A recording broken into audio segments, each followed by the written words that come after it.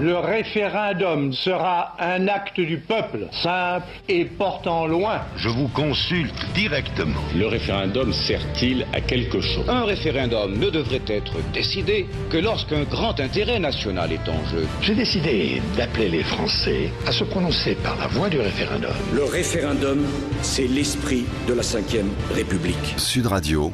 9h, 11h. On aurait souhaité qu'il y ait un référendum. Le grand référendum. Dimitri Pavlenko. Bonjour à tous, bienvenue à vous. Si vous nous rejoignez, on continue la matinée ensemble sur Sud Radio, apprendre et comprendre. Et dans le grand référendum, maintenant, faut-il généraliser le CV anonyme ? Depuis des années qu'on en parle, le CV anonyme est présenté comme une arme efficace contre les discriminations face à l'emploi.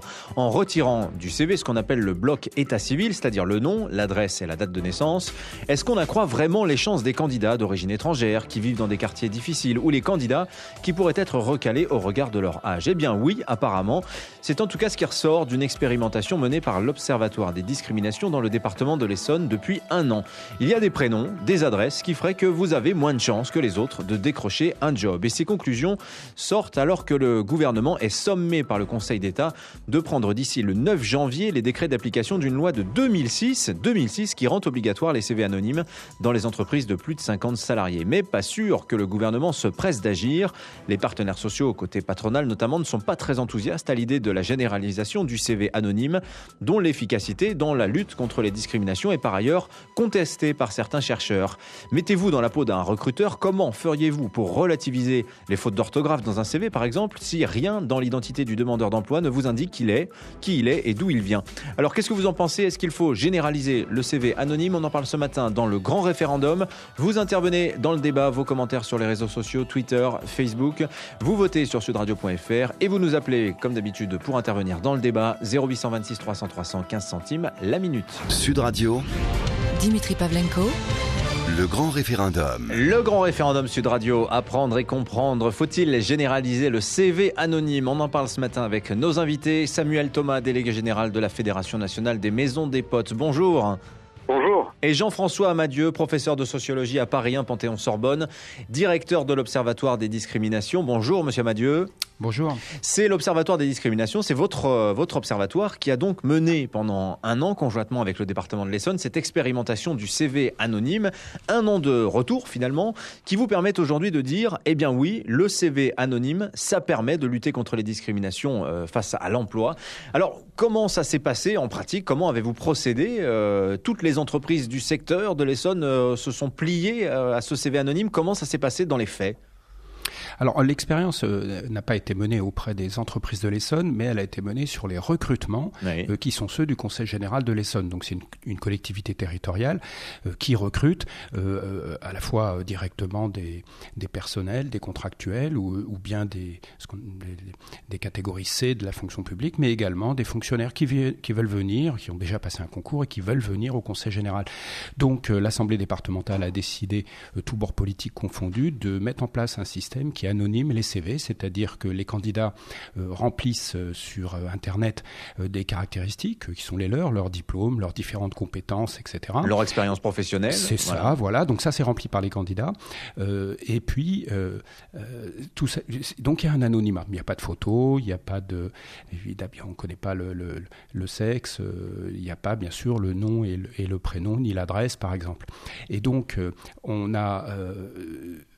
examiner la différence entre les chances qu'avaient les candidats de passer le stade du tri de leur candidature, c'est-à-dire ce qu'on appelle le fait de pouvoir être convoqué dans la suite du recrutement, c'est-à-dire à un jury, et on l'a comparé entre la 2012 et 2014. Donc on a fait cette comparaison sur 2 périodes pour voir ce qui se passait avant et après anonymation. Donc, en réalité, vous avez mesuré le taux de chance qu'a celui qui dépose son CV d'arriver devant un jury pour être évalué finalement en face à face, quoi. Voilà, parce que quand on examine les faits de l'anonymat, si vous voulez, on le fait sur le premier stade, qui est un stade essentiel, hein, tout le monde le sait dans un recrutement, c'est-à-dire, au fond, décrocher, dans le privé on appelle ça l'entretien d'embauche, et dans les collectivités locales, c'est passé devant un jury, mais c'est la même chose.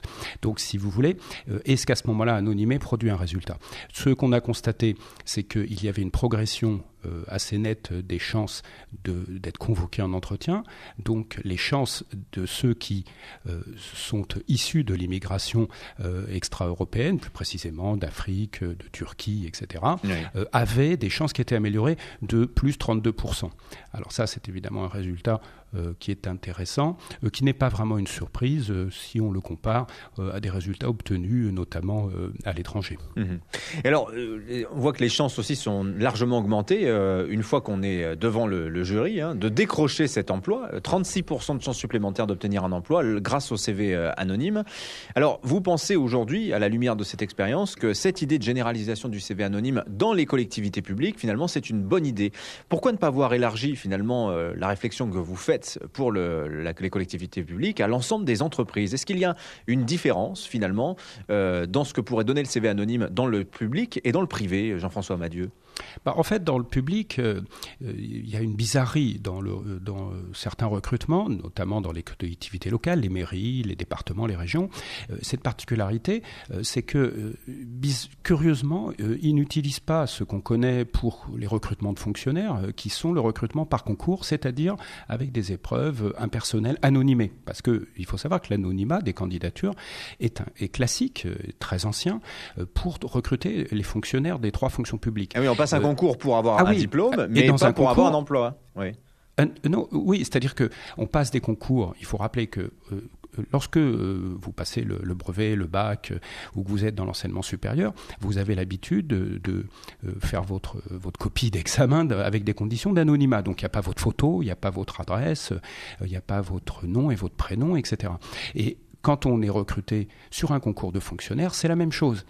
Avant de passer devant un jury, on a des épreuves où là, c'est la même chose.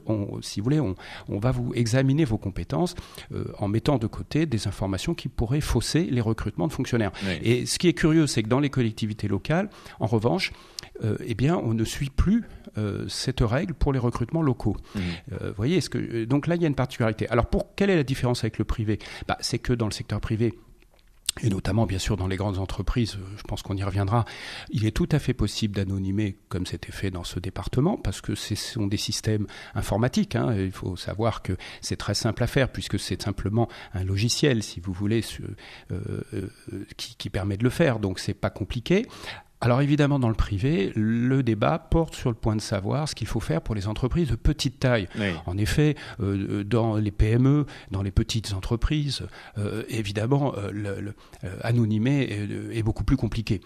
Et là, on peut comprendre qu'effectivement, il y a des problèmes de seuil. Mais une fois de plus, dans les très grandes entreprises comme dans les grandes collectivités locales, c'est extrêmement facile. Les candidats se connectent sur un site internet, ils remplissent leur candidature. Maintenant, c'est comme ça classiquement. Donc c'est très facile d'anonymer. Alors précisément, d'ailleurs, vous dites vous-même que ça a déjà été testé. La région Aquitaine a déjà testé le CV anonyme, et puis plusieurs grandes entreprises. Citons AXA, Total, PSA, La Poste également. Depuis parfois plus longtemps que les collectivités locales. Depuis 2008, ça se fait dans ces grandes entreprises.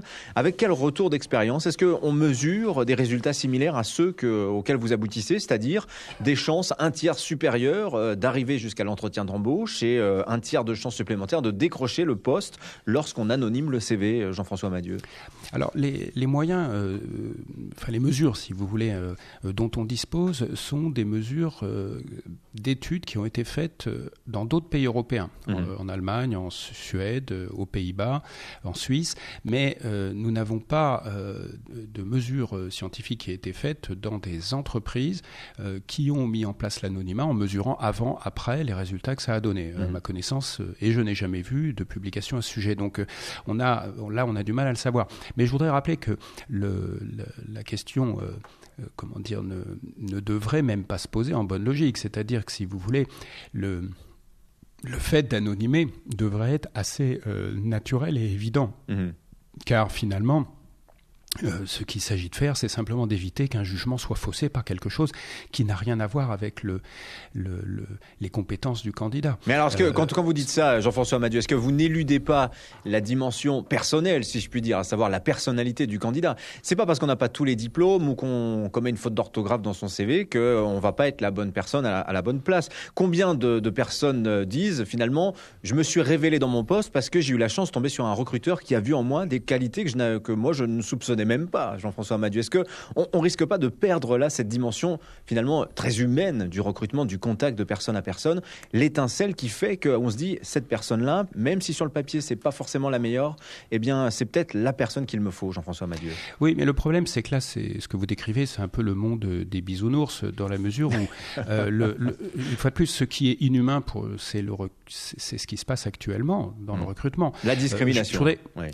Si vous voulez, soyons clairs, en France, mais aussi dans les autres pays européens, depuis une vingtaine d'années, quand on fait ce qu'on appelle des testings, c'est-à-dire que tout le monde, et on en a fait des dizaines de milliers en Europe, à chaque fois que vous envoyez des CV qui sont similaires, donc c'est la même chose dans les CV. À chaque fois que vous les envoyez, vous constatez que quelqu'un qui porte un nom et prénom africain va se retrouver avec 3 fois moins de chances d'aller à l'entretien d'embauche. Donc si vous voulez, à ce stade-là, il n'y a pas un traitement particulièrement humain où on prendrait en compte le fait que normalement les employeurs devraient se dire voilà des candidats bien méritants puisqu'ils ont les mêmes diplômes que les autres et en plus ils sont issus de l'immigration ou alors ils habitent en zone urbaine sensible. Mais c'est pas ce qui se passe en pratique.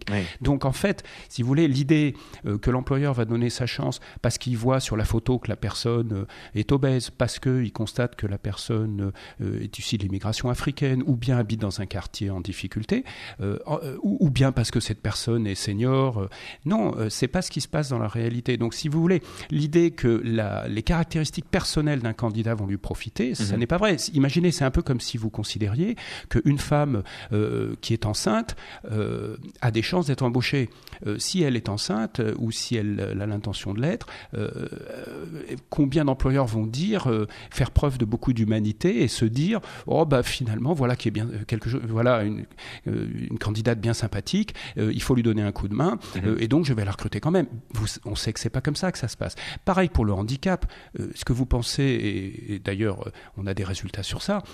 Tout le monde sait que en moyenne, si vous voulez, en France, encore aujourd'hui, mieux vaut ne pas indiquer que vous avez une reconnaissance de travailleur handicapé sur votre CV. Bien sûr, Ça n'est pas vrai que ça va vous profiter dans beaucoup d'emplois. Essayez de rentrer dans le commerce, dans la restauration, dans beaucoup de secteurs. Essayez d'être embauché en expliquant que vous êtes un candidat en situation de handicap, ça ne marchera pas. Alors après, on peut dire, certains recruteurs, en effet, et il y en a, vont être particulièrement conscients ou alors pas faire preuve d'humanité, peut-être sont eux-mêmes concernés et vont en effet donner des chances. Mais statistiquement parlant, en moyenne, c'est ça qu'il faut regarder, c'est plutôt pénalisant pour les candidats qu'un avantage. Cacher cette identité que je ne saurais voir. Faut-il généraliser le CV anonyme ? On en parle ce matin avec nos invités. Jean-François Amadieu, professeur de sociologie à l'Université Paris 1, Panthéon-Sorbonne, directeur de l'Observatoire des discriminations. Dans un instant, on va donner la parole à Samuel Thomas qui est avec nous également, délégué général de la Fédération nationale des maisons des potes. Le CV anonyme, vous participez au débat vous aussi. 0826 300 300, 15 centimes la minute pour intervenir à l'antenne. Vos commentaires sur sudradio.fr où vous pouvez voter et Facebook et Twitter. Sud Radio, Dimitri Pavlenko, le grand référendum. Le grand référendum Sud Radio Apprendre et comprendre. Faut-il généraliser le CV anonyme, arme efficace contre les discriminations? Qu'en dit la science? Eh bien, d'après l'étude menée par l'Observatoire des discriminations, ça fonctionne. Ça fonctionne en tout cas dans les collectivités locales, celle de l'Essonne plus précisément. Le Conseil général de l'Essonne où a été menée l'expérience pendant 1 an avec des résultats probants. 1 tiers de chances supplémentaires pour les candidats victimes généralement de discrimination d'accéder à l'entretien d'embauche, 1 tiers de chances supplémentaires de décrocher cet emploi. Samuel Thomas est avec nous, délégué général de la Fédération nationale des maisons des potes. Bonjour. Bonjour. Ça fait des années que vous plaidez pour ce CV anonyme et surtout que vous dites au gouvernement, publiez les décrets. Cette loi sur le CV anonyme, elle existe depuis 2006, elle reste lettre morte. Et vous êtes à l'initiative finalement d'un coup de pression, si on peut dire, sur le gouvernement. Vous êtes allé voir le Conseil d'État en leur demandant d'enjoindre en toute urgence au gouvernement de publier les décrets. Qu'en est-il? Vous pensez que ça va se faire d'ici le 9 janvier? C'est l'échéance fixée par le Conseil d'État pour que l'État prenne les décrets qui rendront enfin efficient le CV anonyme dans les entreprises de plus de 50 salariés. Pensez-vous que finalement, ça y est, le CV anonyme va arriver dans les grandes entreprises? En tout cas, on se bat encore pour obtenir ce décret, puisque donc depuis qu'on a gagné devant le Conseil d'État le 9 juillet dernier, le ministère du Travail, avec celui de la Ville et de la Jeunesse, a décidé de mettre en place un groupe en négociation, de réflexion entre partenaires sociaux et associations de défense des victimes de discrimination. Et donc, dans le cadre de ce groupe, on continue de se battre pour convaincre les différents partenaires d'accepter de passer au CV anonyme. Il y a dans ces partenaires les patrons des entreprises, les spécialistes du recrutement qui, eux, considèrent que c'est une contrainte nouvelle qui leur est rajoutée et qui, eux, se battent pour empêcher toute initiative coercitive de la part de l'État. Et d'ailleurs, ce groupe de travail, Samuel Thomas, précisons-le, c'est l'ancien président de l'Association nationale des RH qui le préside. C'est à eux, finalement, qu'on remet le destin du CV. C'est entre leurs mains qu'on remet le destin du CV anonyme. Alors, pensez-vous que, du coup, les conclusions de ce rapport qui sont attendues pour le mois de mars, c'est-à-dire 3 mois après l'ultimatum, si je puis dire, fixé par le Conseil d'État au gouvernement, pensez-vous que les conclusions iront dans le sens de la généralisation du CV anonyme que vous attendez tant, Samuel Thomas? Écoutez, la Maison des Potes a fait une proposition de décret dans les réunions préparatoires. Il y a eu un débat, donc il y a encore un débat dans 2 jours en assemblée plénière avec tous les partenaires sociaux. Nous avons, on va dire, réussi à conquérir la conviction d'un certain nombre de partenaires dans ces réunions, à savoir que la formation obligatoire de tout recruteur à la non-discrimination et la création d'un registre des candidatures semble, on va dire, faire presque consensus. Après, sur le protocole d'anonymisation, il y a de la part des entreprises qui sont réticentes, peut-être des simples demandes de dérogation pour quelques entreprises à la marge qui diraient mais nous on a fait autre chose que le CV anonyme pour lutter contre les discriminations et donc peut-être que cette dérogation pourrait être accordée. Mais en tout cas, il y a, c'est vrai, une différence de point de vue entre d'un côté les syndicats de travailleurs, les associations antiracistes, et d'un autre côté, les entreprises, les spécialistes du recrutement, qui eux résistent. Mais après, c'est vrai que c'est au gouvernement de trancher. La loi n'est pas, on va dire, votée par les recruteurs. La loi, elle est votée par le Parlement. Oui. Le décret, il est décidé par le gouvernement. Il n'est pas décidé par les recruteurs. Là où il y a une difficulté de comprendre l'attitude du gouvernement, c'est de dire, écoutez, je m'en remets aux partenaires sociaux. Oui. Et c'est à cause de ça, en fait, que depuis 2006, le décret n'a pas eu lieu parce que les précédents gouvernements avaient choisi aussi de s'en remettre aux partenaires sociaux qui n'étaient jamais arrivés à tomber d'accord. La loi a été votée, entre guillemets, au mauvais moment, puisqu'elle est votée fin 2006, c'est-à-dire la fin de la présidence de Jacques Chirac, et les décrets d'application sont attendus pour le début de la présidence de Nicolas Sarkozy. On voit que c'est à ce moment-là, finalement, que le CV anonyme s'arrête, que les décrets d'application ne sont pas publiés à ce moment-là, ce qui fait que depuis 7 ans, il ne se passe plus rien sur ce front-là. Oui, alors c'est vrai que d'un côté, il y avait la gauche qui, elle, s'était positionnée très clairement pour le CV anonyme. Il y a eu donc une conférence du Parti socialiste qui s'appelait Égalité réelle, qui avait réclamé la mise en place du CV anonyme. Donc on s'attendait, quand la gauche a pris le pouvoir, à ce qu'elle aille jusqu'au bout de ses promesses et qu'elle mette en œuvre ce décret. Donc là où on a été obligé, nous, de saisir le Conseil d'État, c'est de dire, écoutez, il y a quand même à un moment donné une incohérence entre un discours politique qui est favorable à la lutte contre les discriminations et une absence de politique menée contre les discriminations. Vous reprochez à la gauche, au gouvernement, de ne pas avoir publié les décrets dès son arrivée au pouvoir en 2012, finalement. Exactement. Dès 2012, il fallait qu'elle prenne le décret. Il y a un certain nombre de mesures à mettre en œuvre pour lutter contre les discriminations qui n'ont pas vu le jour. Il y a des promesses qui ont été faites. La promesse pour l'égalité réelle, la promesse pour l'égalité qui a été faite par François Hollande tout au long de la campagne. C'est une promesse pour laquelle il y a des gens qui se sont mobilisés. Il y a des organisations, il y a des associations, il y a des syndicats qui y ont cru. Et aujourd'hui, on ne désespère pas parce que on considère que le discours, par exemple, qui a été tenu par François Hollande hier à la Cité de l'Immigration, qui est un discours, on va dire, qui prend le contre-pied de l'islamophobie ambiante et du racisme qui est en train de se développer avec les thèses du Front National. Donc, on sent que finalement la gauche peut retrouver un petit peu de force morale pour s'engager contre les discriminations. Oui. Il faut que le gouvernement l'entende Et il faut que on cesse de tergiverser, à nous expliquer qu'il serait urgent d'attendre et d'expérimenter encore. Oui. Alors, malgré tout, Samuel Thomas, Fédération nationale des maisons des potes, vous ne cachez pas non plus votre pessimisme, à savoir qu'il y a peu de chances que les décrets d'application soient pris d'ici le 9 janvier pour la simple et bonne raison qu'il n'y aura aucune astreinte financière par jour de retard, que le gouvernement a annoncé qu'il attendait les conclusions de ce groupe de travail dont vous nous avez parlé, par lequel vous avez été auditionné d'ici le mois de mars. Si le CV anonyme arrive, s'il arrive encore, parce qu'évidemment ça n'est pas encore une certitude, ça ne se fera pas avant courant 2015, si j'ai bien compris le rapport de force actuel, Samuel Thomas. En fait, il y a une assemblée, on va dire le 18 décembre, dans 2 jours, qui doit être une assemblée intermédiaire avant le rapport final dont on parle pour mars. C'est une étape intermédiaire qui ne porte que sur le recrutement, sachant que les autres groupes de travail vont porter sur les discriminations dans la carrière, sur les réparations financières, les class actions, etc. Oui. Pour l'étape actuelle, on va dire la conclusion des travaux des partenaires sociaux, c'est le 18 décembre. Donc on est à temps pour pouvoir aller vers un décret avant le 9 janvier. Oui. Et c'est vrai que comme il n'y a pas d'astreinte décidée par le Conseil d'État, on va devoir saisir à nouveau le Conseil d'État. La Maison des Potes va le faire à partir du 9 janvier, s'il n'y a pas eu de décret qui a été pris, pour réclamer les astreintes financières que nous avions réclamées initialement. Et on va demander au Conseil d'État de rejuger après le 9 janvier si le décret n'a pas été publié. Et à ce moment-là, de prendre les astreintes. On avait réclamé 10 000 € par jour de retard. Et bien, on verra à ce moment-là ce que le Conseil d'État décide, s'il a le sentiment que le gouvernement veut encore reculer. Samuel Thomas, délégué général de la Fédération nationale des maisons des potes. Faut-il généraliser le CV anonyme ? Verra-t-il le jour début 2015, comme Samuel Thomas le souhaite ? Qu'en est-il en tout cas de ce que l'on peut dire des effets du CV anonyme ? Eh bien, tous les chercheurs ne sont pas d'accord et justement, on va demander à Jean-François Amadieu comment expliquer les distorsions des résultats menés par différentes études. Vous restez avec nous, le grand référendum. Vous aussi, vous intervenez dans le débat. 0826 300 300, 15 centimes la minute pour intervenir à l'antenne. Vous votez sur sudradio.fr et vous nous laissez vos messages, vos commentaires, vos remarques sur Twitter et sur Facebook. À tout de suite. Sud Radio, 9h, 11h. On aurait souhaité qu'il y ait un référendum. Le grand référendum. Dimitri Pavlenko.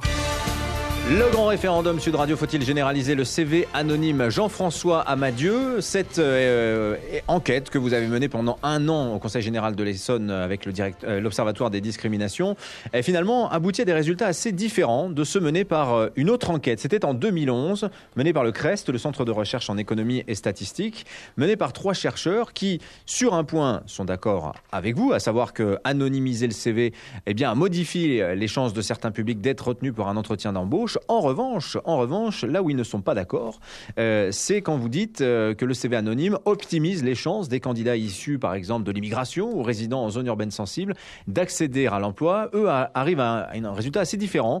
L'écart de taux d'entretien devient défavorable à ces candidats potentiellement discriminés quand le CV est anonymisé. Ils prennent l'exemple très concret des fautes d'orthographe ou des maladresses de présentation par celui qui ne maîtrise pas bien la langue française. Eh bien, ces chercheurs nous disent c'est parce que, en fin de compte, ces CV ne sont pas retenus parce que le recruteur n'a pas les moyens, n'a pas les informations nécessaires pour relativiser le contenu du CV. Alors, tout à l'heure, vous m'avez dit que vous n'étiez pas d'accord avec ça parce que vous nous dites on n'est pas dans le monde des bisounours. Mais comment se fait-il qu'on arrive à des écarts aussi importants entre les résultats de votre enquête, Jean-François Amadieu, et celle menée par le CREST en 2011 ? Oui, alors, le premier point qui est très important, c'est de souligner que l'étude qui avait été menée en 2011 par une équipe donc du CREST et Pôle emploi aurait montré, et j'emploie le conditionnel, aurait montré que les employeurs français pratiqueraient une discrimination positive, c'est-à-dire qu'ils donneraient plus de chances, 4 fois plus de chances, 4 fois plus de chances à un candidat lorsqu'il est issu de l'immigration, qui porte un nom et prénom africain, ou bien aussi lorsqu'il est issu où il habite en ZUS. Donc, au fond, les employeurs... Zone urbaine sensible. Zone urbaine sensible. Ouais. Donc, en fait, cette étude aurait montré que finalement, les employeurs se montreraient non seulement bienveillants, mais ils donneraient plus de chances à ceux qui porteraient certains noms et prénoms ou qui auraient une adresse en ZUS. Alors, en sociologie, ça porte un nom, ce que vous décrivez. Ça s'appelle de la discrimination discrimination positive, c'est-à-dire que c'est interdit. C'est-à-dire que, pour dire les choses autrement, si cette étude, et on va y venir, si cette étude... vous voulez dire qu'il y a des recruteurs qui vont embaucher spécialement quelqu'un parce Non, mais l'étude dit ça. L'étude dit, les recruteurs, ils font de la discrimination positive, c'est-à-dire qu'ils donnent plus de chances aux candidats issus de l'immigration. Alors, si c'était vrai, parce que ça ne l'est pas, mais si c'était vrai, si cette étude avait en effet établi que les employeurs français donnent leur préférence aux candidats issus de l'immigration, dans ce cas, il faudrait anonymer les CV. Pourquoi ? Parce que je rappelle qu'en droit français, le fait d'utiliser l'adresse ou le patronyme de quelqu'un pour sélectionner les candidats, c'est de la discrimination. Donc il n'y a pas, et aujourd'hui c'est très important dans le débat actuel, il ne faut pas rentrer dans des logiques qui sont interdites en France, qui sont de ce type. Mais en même temps, Jean-François Amadieu... Mais deuxièmement, je voudrais quand même... Oui, peut-être juste sur un point. Vous savez, pourquoi cette étude de 2011 a produit un résultat bizarre, c'est très simple. C'est parce que malheureusement, les employeurs ont été prévenus qu'une expérience allait être menée. D'une part, il y avait des volontaires, les entreprises étaient volontaires pour participer à une expérience, Pôle emploi leur envoyait des CV, et puis après, comme il n'y avait pas assez d'entreprises volontaires, on a prévenu les entreprises, Pôle emploi a prévenu les employeurs, on va vous envoyer des CV, vous allez participer à une expérience, etc. Donc ce sachant observer, on modifie son comportement, c'est ça. Ça s'appelle l'effet Henry en sociologie, je crois. L'effet Henry, c'est ça. En tous les cas, là, les gens, se sachant observer, vont modifier leur comportement. Et donc, c'est ce qui s'est passé.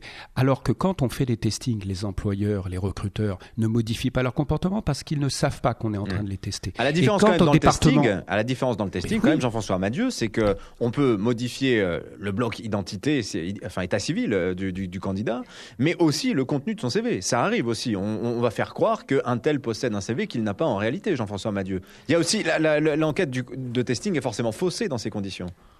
L'enquête de testing a l'avantage que les CV sont exactement les mêmes. Donc ce dont on est sûr, c'est quand vous envoyez 2 CV qui sont les mêmes et que vous faites varier le nom ou le prénom, vous êtes certain que l'employeur qui va finalement écarter le candidat issu de l'immigration, eh bien cet employeur il discrimine et ça n'est pas contestable parce que les CV sont les mêmes. Donc après, je voudrais dire que quand même sur l'enquête de 2011, venir expliquer que dans les CV, sous prétexte que vous avez un nom et prénom d'origine africaine par exemple, ou que vous habitez en Suisse, de ce fait vous auriez des fautes d'orthographe dans votre CV, c'est un peu surréaliste. Non mais en tout cas il y a quelque chose qui est bien réel.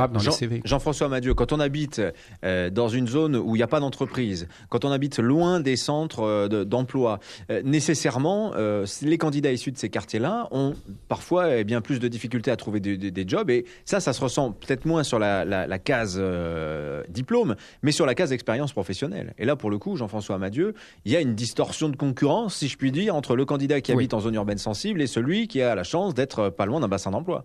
Oui, il est absolument certain, et vous avez raison, j'ai étudié pour des entreprises beaucoup de recrutement, de CV, etc. Et vous avez raison, la question qui est très importante, c'est bien entendu l'accès au stage, les premières expériences professionnelles, et c'est vrai qu'on a plus ou moins de facilité à obtenir les stages, parce que c'est vrai que les stages et les bonnes expériences, on les a par des effets de réseau, par le milieu social, par les parents, et ça, c'est une discrimination très importante. Je voudrais dire discrimination dans l'espace, quoi, si on peut dire. Oui, mais je voudrais dire aussi que depuis le début de l'émission, et c'est vrai que nous-mêmes on a fait la même chose au Conseil général de l'Essonne, toutes les études, si vous voulez, examinent en général l'effet du prénom et du nom porté, l'effet origine nationale. Mais on oublie qu'il y a 20 motifs de discrimination et que si on veut rendre les recrutements plus justes pour tout le monde, c'est vraiment un ensemble d'informations qu'il ne faut pas porter à la connaissance d'un recruteur. Le sexe, l'âge, ça va tout fausser, oui. Le lieu d'habitation, tout ça. Oui, parce que par exemple, dans l'étude de 2011 que vous évoquiez de Pôle emploi, l'étude montrait que par contre, l'anonymat aurait plutôt été mieux pour les femmes. On sait par exemple que dans les orchestres symphoniques, le fait que les femmes jouent derrière un rideau, comme on le voit dans l'émission The Voice, c'est la même chose, vous jouez votre morceau derrière un rideau, eh bien les femmes ont plus de chances d'être recrutées. Donc on sait, si vous voulez, qu'il vaut mieux enlever toutes les informations sur la situation matrimoniale des femmes en particulier, enlever la photo, parce que la photo, ça va être très discriminant aussi. Donc, moins vous avez d'informations, mieux c'est. Et vous savez, aussi, vous parliez de l'adresse. Il y a un problème pour l'adresse en zone urbaine sensible, mais les études l'ont montré, notamment en région parisienne. Il y a eu des testings qui ont été faits où on a constaté qu'un effet très fort existait aussi, et c'est vrai dans d'autres régions évidemment, selon la distance par rapport au lieu de travail. Si vous êtes à plus de 45 minutes du lieu où vous devez travailler, vous ne serez pas recruté. L'employeur aura peur que vous soyez en retard, etc. Il ne vous embauchera pas non plus. Donc l'effet de l'adresse, il est très important aussi pour cette raison. Alors, faut-il généraliser le CV anonyme ? On continue à en débattre dans un instant. On va demander à Samuel Thomas ce qu'il en pense. Le CV anonyme, moindre mal finalement pour compenser les discriminations sociales, les tentations aussi de certains recruteurs de se livrer à de la discrimination positive, ce qui est illégal. Jean-François Amadieu nous le rappelait à l'instant même. On va parler aussi de ce qui se passe dans la tête d'un recruteur, cette fameuse tendance à l'homophilie. Je vous expliquerai dans un instant ce dont il s'agit. Vous restez avec nous, 0826 300 300, 15 centimes la minute pour intervenir dans le débat. On va prendre vos appels dans quelques instants. À tout de suite. Sud Radio, Dimitri Pavlenko, le grand référendum. Le grand référendum Sud Radio, faut-il généraliser le CV anonyme ? Ça fonctionne d'après l'expérience qui a été menée en Essonne, au Conseil général de l'Essonne pendant toute l'année, nous dit Jean-François Amadieu, directeur de l'Observatoire des discriminations qui est avec nous. Néanmoins, ce que l'on peut en dire, Samuel Thomas, délégué général de la Fédération nationale des maisons des potes, c'est que le CV anonyme, c'est efficace pour combler finalement certaines discriminations. Reste que ça n'est quand même pas non plus un outil miraculeux. On ne va pas surinterpréter finalement les résultats, Samuel Thomas. En fait, il est évident qu'une fois qu'on a accédé à l'entretien, il reste à convaincre l'employeur. Et l'employeur qui vous avait écarté votre CV parce qu'il avait des préjugés sur tel sexe ou telle origine, il faut le convaincre à l'entretien. Maintenant, à l'entretien, il y a encore des réticences qui peuvent exister de la part des employeurs. Mais en même temps, c'est une étape essentielle parce que c'est à ce moment-là qu'il est confronté à quelqu'un qui va contredire ses préjugés et ses stéréotypes. Et chaque fois qu'il y a quelqu'un qui accède à un entretien, alors qu'a priori le recruteur n'aurait pas voulu le convoquer, c'est une occasion de bouleverser les a priori du recruteur et de lui faire changer d'avis. Donc maintenant, ça suffit pas parce qu'il y a aussi des résistances qui restent très fortes. Ça veut dire qu'il y a beaucoup de recruteurs qui discriminent, pas uniquement parce que eux ont des a priori, mais parce qu'ils cèdent aux pressions soit de clients, soit de collègues. Quand on était en réunion au groupe de travail sur le CV anonyme, il y a quelqu'un qui parlait au nom de l'UPA, le syndicat des artisans, entreprises, des artisans, qui disaient mais écoutez, moi j'ai des bouchers qui sont d'accord pour recruter des noirs, mais leur clientèle n'en veut pas. Et donc la pression de la clientèle est tellement forte qu'ils préfèrent discriminer. Bon, dans ce cas-là, c'est vrai qu'il faut faire un travail sur les mentalités, mais il faut aussi ne pas céder à des pressions qui sont injustes.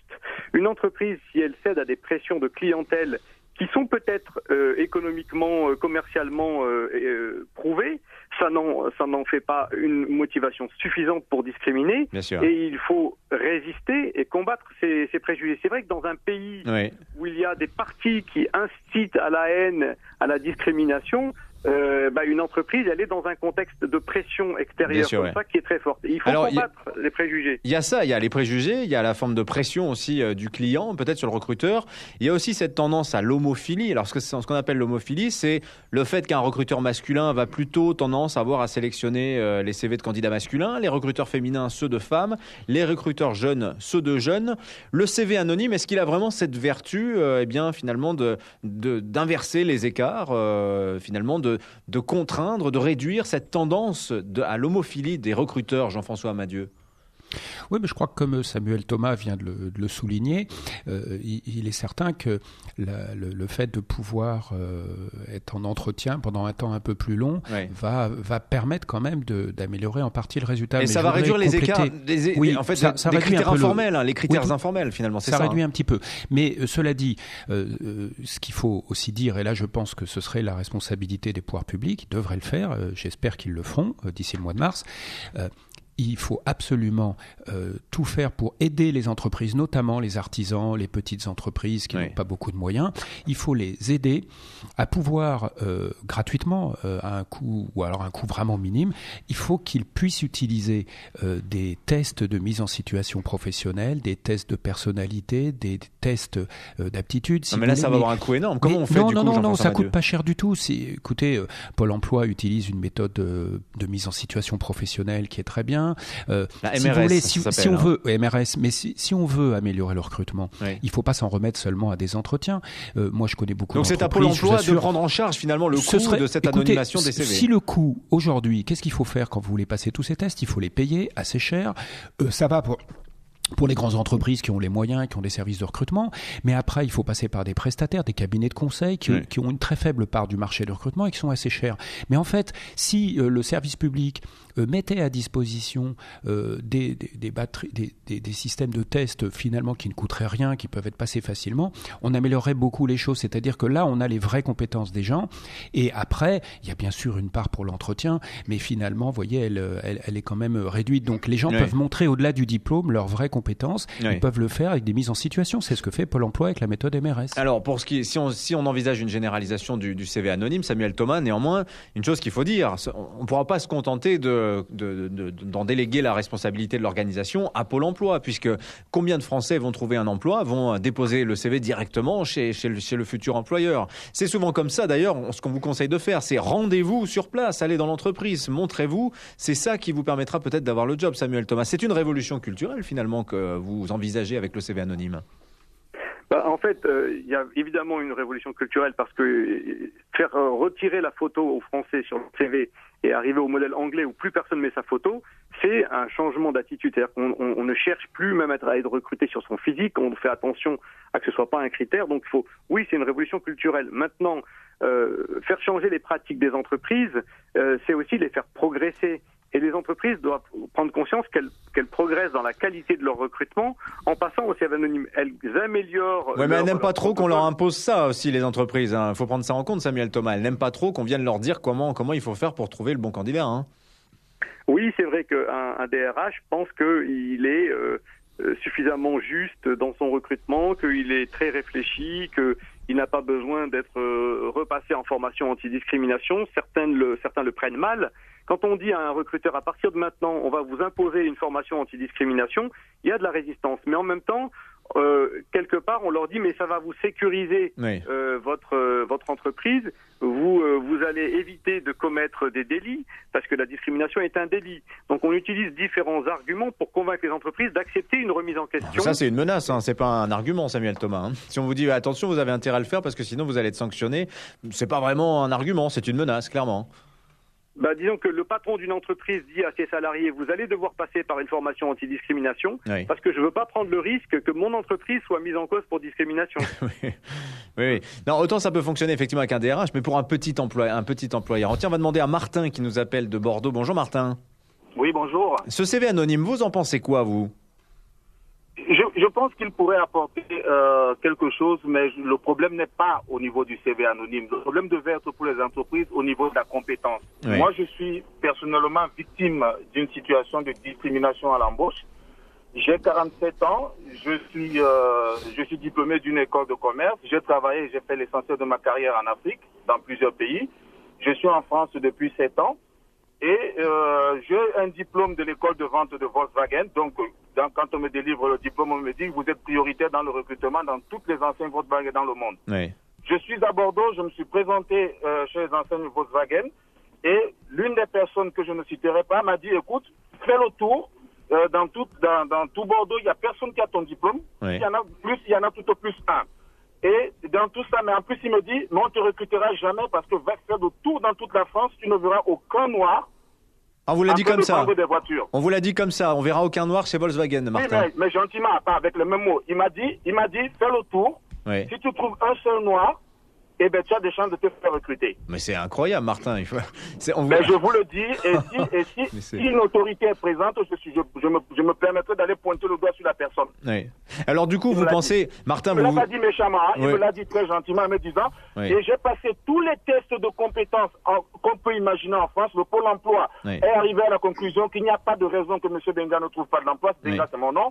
Et je suis passé par l'APEC qui a fait des tests. Tout le monde dit que il n'y a rien à faire pour moi, il faut me donner un emploi, mais je suis au Pôle emploi. Et quand je veux travailler, je me contente des petits métiers. Oui, moi, je pense que la solution serait de faire comme chez les anglo-saxons, de dire on recherche des personnes capables de faire un travail. Et on va regarder dans le fond, est-ce qu'ils ont la compétence? Parce que la discrimination en elle-même, moi je pense qu'il n'y a pas de raison que à compétence égale entre moi et un Français de souche blanc, qu'on recrute un Français de souche, personnellement, je trouverais ça tout à fait objectif et ça me gênerait pas. D'autant plus si vous possédez le diplôme que personne d'autre n'a et qui vous place théoriquement en pole position pour décrocher le poste, Martin. Et là, c'est gênant. C'est là où ça devient gênant.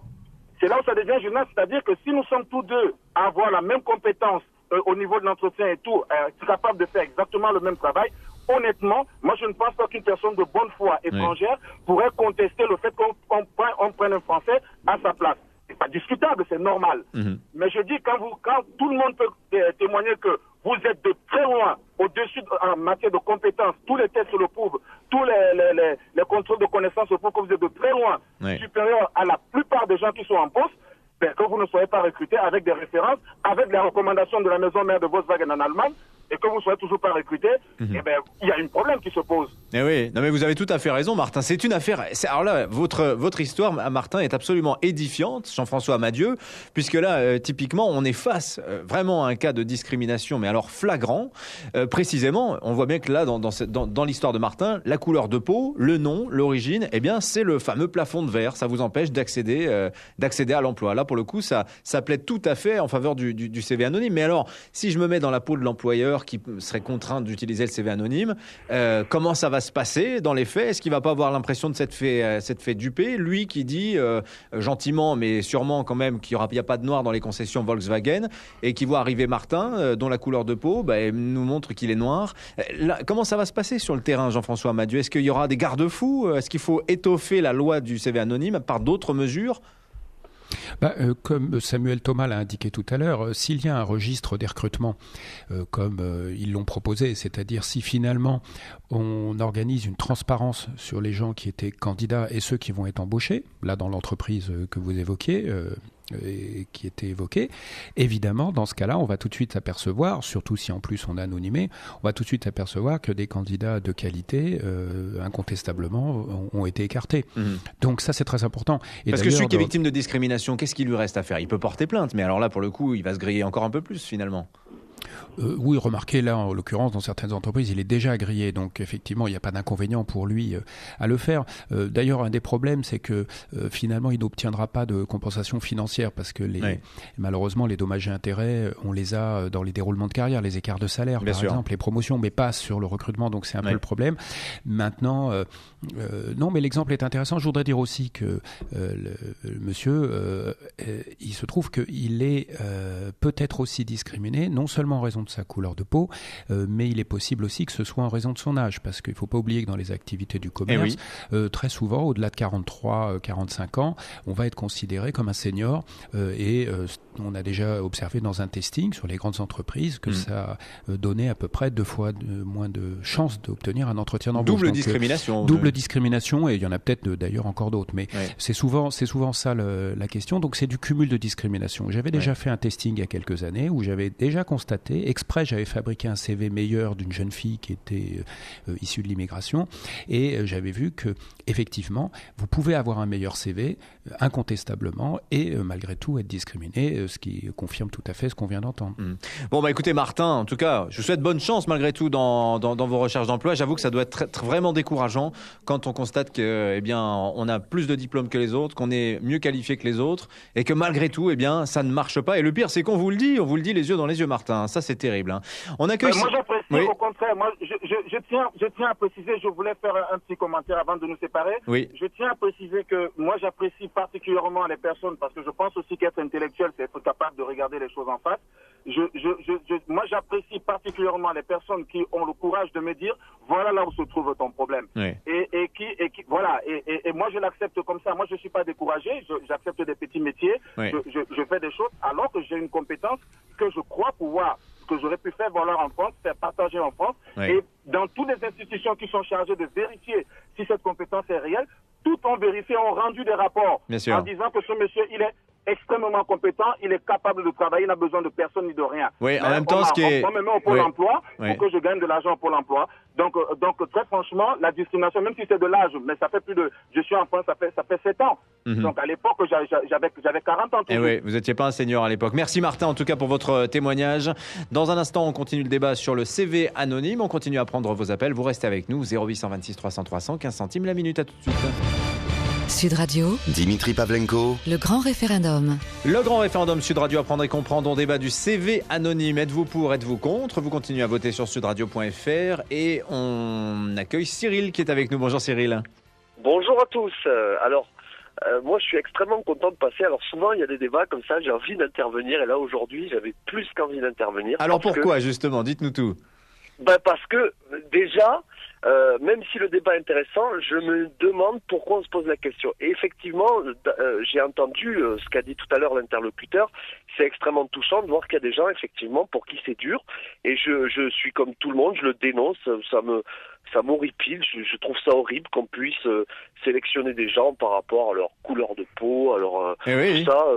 L'histoire c'est pas discutable. L'histoire de Martin est assez éloquente en matière de discrimination. Mais bien sûr, mais par contre, d'imaginer en 2014, alors que l'emploi est vraiment dans une situation difficile, qu'il y a des gens qui sont payés pendant plusieurs années dans le service public pour faire ce genre d'études, pour trouver des idées comme celle-ci, je me dis, où va-t-on? Je m'explique. C'est-à-dire que aujourd'hui, il y a plein d'idées comme ça qu'on pourrait trouver. Je vous en donne quelques-unes. Vous avez abordé tout à l'heure le sexe. Eh bien, alors ne mettons plus le sexe dans le CV. Ne mettons plus l'adresse, ne mettons plus le nom, ne mettons plus la photo. Pourquoi mettre également sa taille? Pourquoi mettre qu'on est célibataire? Pourquoi mettre qu'on a le permis? Ça veut dire que quelqu'un qui a déjà eu la difficulté dans son quartier ou par ses parents, qui n'a pas eu les moyens d'avoir le permis, alors aurait moins de chances que les autres. Moi, je peux vous en trouver des dizaines d'idées comme ça. Pourquoi mettre tout ceci, rendons juste un CV avec un numéro de téléphone. Et alors, on tombe sur un type, par exemple, qui a eu un problème, un recruteur, avec cette compagnie de téléphone. Là aussi, alors, on va avoir un problème de discrimination à l'embauche. Non, mais à un moment donné, je suis... lorsqu'on demande aux ça vous paraît excessif, quoi, Cyril, si j'ai bien compris. Anonymer le CV, retirer toutes les informations d'identité, c'est-à-dire nom, prénom, âge, sexe, lieu d'habitation, tout ça. Ça vous paraît excessif, ouais. Mais bien sûr, et je vais donner un meilleur exemple. À chaque fois que j'ai eu besoin de trouver du travail, j'ai fait quelque chose qu'on m'a déconseillé de faire à la NPE et partout. C'est-à-dire, moi, j'ai fait un CV couleur, avec ma photo en gros, et un joli fond. Tout ça, bien présenté. Parce que je me suis dit une chose, c'est que dans le monde du travail, comme dans le monde de la vente, de tout ce qu'on fait, de tout ce qu'on touche, on a envie quelque chose, c'est que sur le panneau, il y ait le produit qu'on a envie d'acheter qui soit en photo, qui nous donne envie. C'est la même chose. C'est-à-dire qu'on va, le recruteur, lui, le recruter, ou la future personne qui veut chercher du travail, il va mettre toutes les chances de son côté et il s'en fout des autres. Et c'est normal. C'est bien joli de tendre la main, c'est bien joli d'avoir du cœur, mais à un moment donné, il faut nourrir sa famille. Merci Cyril pour votre intervention. Mais oui, c'est vrai, en tout cas, c'est vrai que beaucoup pensent comme vous, que c'est son identité qui est finalement le meilleur outil marketing, si je puis dire, pour se vendre et décrocher l'emploi. Alors très rapidement, Jean-François Amadieu, réaction à ce que vient de dire Cyril, il nous reste quelques dizaines de secondes. C'est simple en fait, dans tous les pays, dans le monde entier, en Europe, il existe ce qu'on appelle un droit de la discrimination, c'est-à-dire que tout simplement on essaye de protéger les personnes en situation de handicap, les seniors, les hommes, les femmes, on essaye il y a des protections, c'est ainsi dans tous les pays, la France n'est pas isolée. De plus, le recrutement en France et le CV à la française donne beaucoup d'informations, énormément d'informations sur les candidats, c'est une particularité française et beaucoup d'autres pays, effectivement, Samuel Thomas évoquait d'ailleurs la question de la photo. En Angleterre, aux États-Unis, il n'y en a pas. Alors, trouver qu'en France, ce serait inutile d'enlever des informations, que ce serait contre-productif parce qu'on a besoin de créer de l'emploi, etc., ça n'est pas vrai. Et il faut bien expliquer que si on fait progresser le recrutement en France, on gagne de l'argent, on recrute mieux, on utilise mieux les compétences, on repère mieux les compétences, on est meilleur. Et la France, de ce point de vue, est en retard dans ses manières de recruter. Eh ben en tout cas, on suivra avec vous aussi Samuel Thomas, délégué général de la Fédération nationale des maisons des potes, ce qu'il adviendra du CV anonyme dans les semaines et les mois qui viennent, notamment ce rendez-vous dans 2 jours, fixé ce groupe de travail qui doit remettre ses premières conclusions et cette échéance du 9 janvier fixée par le Conseil d'État au gouvernement pour prendre les décrets d'application rendant effectif enfin ce CV anonyme. Merci d'avoir été avec nous ce matin, Jean-François Madieu, Samuel Thomas. Le grand référendum se termine avec...